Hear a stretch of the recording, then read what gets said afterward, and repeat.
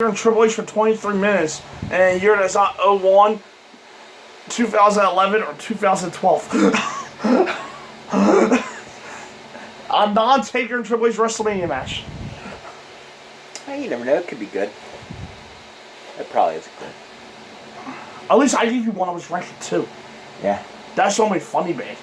You gave me bland. Well, anyway, here's the prediction video for Stomping Ground 2019, if there is another one. I, of course, am Pat Young. This gentleman's my right is my co-host, Joe Venuto. Stomping Grounds kicked off with Drew Gulak defeating Tony and Kirkus Allen to retain to win the Cruiserweight Championship. Yeah, really good stuff here from the Cruiserweights. Love the spots they didn't pull down. They started off the show, and then they started off quickly and just didn't let off the gas. Excellent showing from all three men. Yeah, they started off the show. Pat said within the first 2 minutes, it was the match at night. Yes. Pat was correct. It was the match at night. It was, in fact, the match of the night. I didn't mention it, but yes, it was the match of the night. It was my match at night. Yeah, it was a great match to kick things off. All action, great layout, and word from all that while Gulak won the title was long overdue. Oh, yeah. I gave it an A-. A-. Up next, on the main show, kicking off Becky Lynch defeat Lacey Evans to retain the Raw Women's Championship. It was better than the other match. It's the positive I can say of it. But honestly, it just really wasn't all that exciting. It just felt like the moment was too big for Lacey, to be honest. I'll be a little nicer. Outside sub position issues by Lacey, as per usual. It was pretty good overall, better than her first, so hopefully they move on to the next challenger, please. Yes. C-. C+. Up next, Kevin Owens and defeated Big E and Xavier Woods. I like this match a lot, actually. I thought both teams worked very well together, and they actually made Kevin and Sammy not look incompetent this time around, which is a huge plus and a huge fix. They actually started off very aggressively and then ended up with a victory at the very end. I like that. Yeah, this is exactly why I hope for a very good, fun time match that broke from the typical formula, where Kevin and Sammy pick up a much-needed win. Very much needed. I thought you were going on before I ended that. I gave it a B+. B+. Up next, Ricochet defeats Samoa Joe to win the United States Championship. Another pretty good match, too. The undercard really shined on this pay-per-view. Yeah, we got some good clash of styles there. That was a lot of fun. Joe's used to working with high flyers, so he's made a career off of it. He can do it better, almost better than most people. And Ricochet just pulled out his incredible, ridiculous athletics, made for a fun contest. Yeah, it was a very good match. Playing with their strengths very well. As Joe was a great bully that does all those little things well. And Ricochet, an excellent babyface with all the flash you can ask for. And give us a surprise, well, surprising to me, and a welcome title change too. Yeah. I gave it a B+. Then afterwards, AJ and the club told Ricochet he'll save tomorrow night. So apparently we're getting AJ Styles with Ricochet for summer. Up next, Daniel Bryan and Rowan defeated Heavy Machinery to retain the SmackDown title. Yeah, this match was way better than I expected it to be. Bryan worked really well with Heavy Machinery.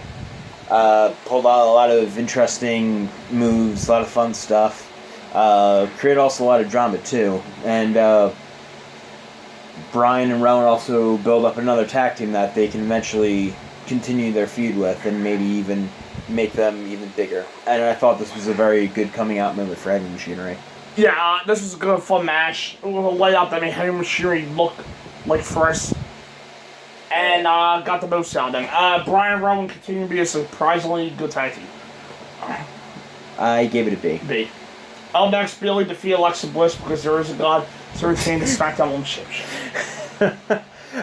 Yeah. The only reason I'm slightly disappointed that Bayley actually got the win here is literally because I was trolling a fan with Alexa Bliss gifs. Because they dared reply with ew to my Be Still My Beating Heart tweet for Alexa. So that was fun, and it kind of ended prematurely. But the match was relatively painless. Could have been better, could have been a little bit more exciting. But I've always noticed this about Bayley. Out of all the 4 horsewomen, I think she's the worst at carrying someone who's not up to her standard. But otherwise, not anything offensive in there at all. Yeah, it was solid. With Bayley getting revenge, the story was better than the match. And Nikki being involved in the finish, I expected it to continue the current storyline with Bliss. Yeah. I gave it a C. C. Next, Roman Reigns defeated Drew McIntyre. Yeah, this is probably as good as it probably was going to be with Shane's involvement. Take Shane out of it, and Shane's overbooking. This match will probably be a lot better between McIntyre and Roman, but Shane, of course, has to get involved because, apparently he's the top star Vince has right now. The match was okay. I'm tired of seeing Shane and sticking his face and stuff. It was a solid match. The character, not. I like Shane as a person, just the character. It was a solid match that faded by the longer it went on. Had too much bullshit and went on for far too long. These two has some really good ideas. And have a great hard-hitting 10-minute sprint in them someday. Unfortunately, today wasn't that day. Yeah. Poor Drudo losing again and being Shane's lackey. C. C. Up next, Kofi Kingston defeated Dolph Ziggler to retain the WWE Championship inside Steel Cage. Honestly, this match, I watched it the whole way through, and I don't really remember any big moments in there besides the ending. It just wasn't that interesting of a cage match or interesting continuation of their feud. Or if it's supposed to be their finale, it was definitely not that good. The ending at least stuck out to me. Hey, Joe's not that big of a fan of it, but it can be a creative one if it was in a better drama-filled match. It was a largely flat and bland match. Where I never wanted Ziggler win, and that might be what hurts degree. Yeah. But I had a cool finish. Oh, I thought you didn't like the finish. I didn't care for the match. That's why I like take the finish out. Because I'm a big fan of Whitney Houston's. I've always loved the video. So. Yeah. Honestly, though, one of the duller big time matches in some time. Yeah, I'm giving it a C minus. C minus. And main event, Lisa Evers is the special guest referee. Yep, that was your hook for the pay-per-view. Thank God you don't have to pay $60 for it now. Seth Rollins defeated Baron Corbin somewhere in the middle of that to retain the Universal Championship. To explain my grading, I'm sort of tired of keeping up with sort of tired of making excuses for WWE's ideas. So, yeah, we had a very good show at the beginning with the undercard. I thought they worked their asses off. They got their grades in their matches. But this one I thought was just dumb, and they're pretty much forcing another Nikki Cena with people who are very unlike Nikki and Cena. And Nina as a relationship name. Kind of flamed out pretty quickly. Getting to the match, yeah, it was pretty much a very uninteresting match with incredibly overbooked stuff. F. This was a dog shit of a main event. Filled with all the horrible special ref tropes that kill a match. The fans only cared about Becky's run-in, and Rollins finally went in. Can we please get a new challenger for Rollins now? No. That's going to be your answer. No. Instead, he's going to get a girlfriend and another opponent that he can never touch. Yeah, I'm done. Oh, I'm changing my grade. Yeah, I'm done. I'm done hiding my frustrations with the company and covering up because the undercard did well. They got their grades out. This isn't Taker and Goldberg. Yeah. Where I can at least say, well, it's my respect for Takers are going to save it now. Yeah. At least I can say it's 200-year-old men, two combined 100-year-old men, and 104-degree weather. Exactly.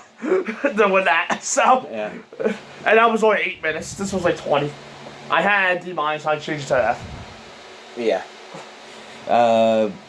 My overall grade, I have to stick to my rule. Overall grade's an F. Yeah. The main event ended the show, and to everybody that was in the other card and worked really hard, you got your grade. I'm sorry you were on the show with that ending. F. F. It was a show that gave us an undercard that honestly completely over-delivered. Yeah, it did. If I'm being honest. 2 fun title changes, and a tease that show that was heavily not going into was going to be great. But things really fell for the following 4 matches. Hitting Blaine and Irish at best efforts and closing with a horrible main event. Yeah. It was far from a bad show overall. Thanks to the first half. But the top matches under-delivering as it did really hurt a potentially high quality type of event. And my punishment review it for next Friday is... That you may have heard at the beginning of the video. Right. It's WWE King of the Ring 2002. Which was a better pay-per-view than what he was going to give me. Yeah, but yours is more fun. Was it going to be more fun? At least you had like an old-time low pay-per-view. Mine's just stuck in the middle, like a 4 around 0 to 5. You at least had 2. You knew what's I gave you like a bunch of good pay-per-views the last few times. So did I, but at least it was going to give you something fun. At least I'll have fun with like 1 to 2 matches on this card. Rob Van Dam versus Chris Jericho in the first King of the Ring semifinal match. Second semifinal match, Brock Lesnar versus Test. Cruiserweight title match, Jamie Noble versus the Hurricane. Oh, that can be good. Ric Flair versus Eddie Guerrero. Molly Holly versus Trish for the women's title. Well, that could be good. Angle versus Hogan. Brock Lesnar versus Rob Van Dam in the King of the Ring final. And Undertaker and Triple H in a non-WrestleMania match. So, you know what that means. Yeah, I was giving you something fun and exciting. What the fuck is 1999? Exciting?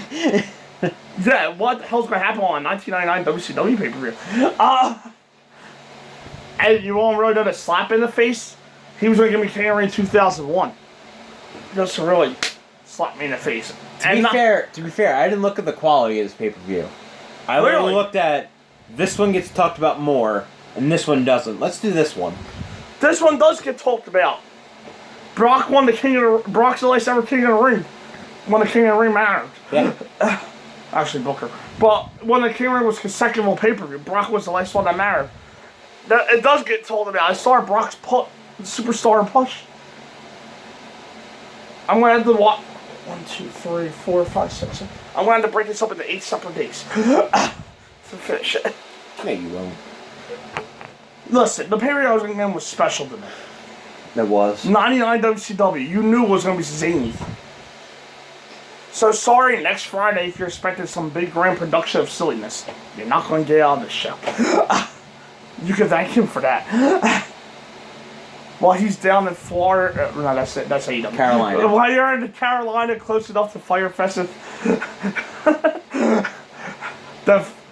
Somewhere here, halfway between here and Fire Fest. Yeah. I was giving that in honor of Fire Fest too, by the way. Why? Everybody said, ooh, AEW's new WCW. What did it remind you of? 1999 WCW. AEW is going to be much better than 99 WCW. Alright, well, maybe. But the point is, the schedule for the next few videos are on Tuesday, July, pick a date, 2nd. Very good. Will be our Fire Fest review. Yous are not important enough to know our predictions, so fuck all of yous. Or let me know Saturday morning. Yeah, I'm not going to be in town to do the predictions, that's why.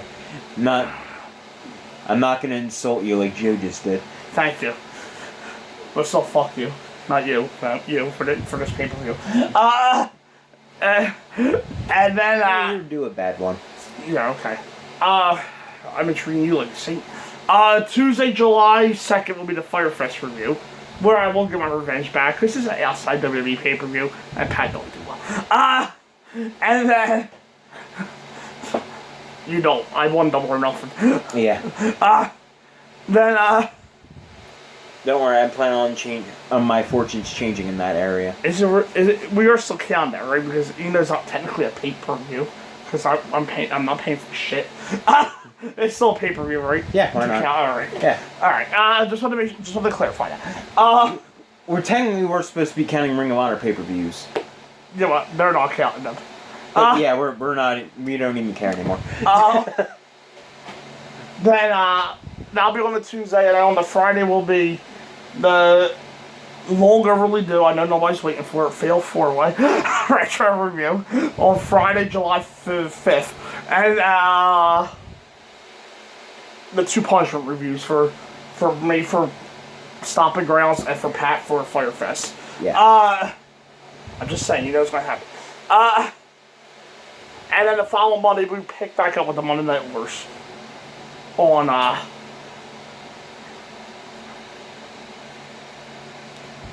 July 8th.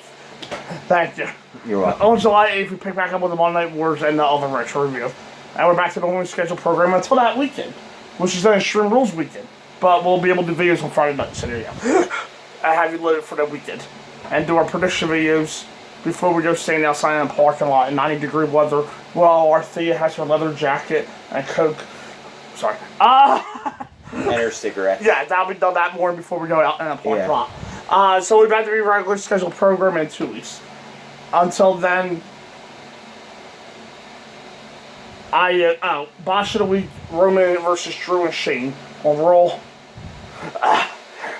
Bash of the Week, Walter versus Tony Nese, or Io versus, not Tony Nese, it was like Walter versus Travis Banks, or Io Shirai versus Shayna. And show the week 1 the other 3. See you then. See you then.